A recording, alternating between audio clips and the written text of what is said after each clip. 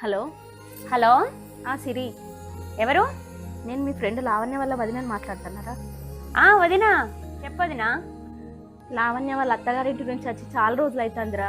అవునా? ఎప్పుడు చూసినా డల్గా ఉంటుందిరా, ఏం అడిగినా చెప్తలేదురా. అవునా?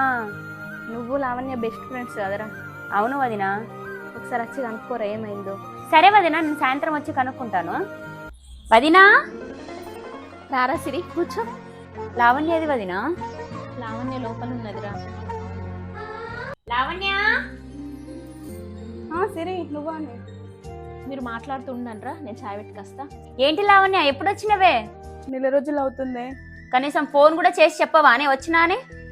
మన ఇద్దరం చిన్నప్పటి నుండి బెస్ట్ ఫ్రెండ్స్, నాకు కూడా చెప్పవానే? ఏముంది, లవ్ మ్యారేజ్ చేసుకున్నా కదా, ఇప్పుడు అనుభవిస్తున్నా. అసలు ఏం జరిగింది చెప్పవే.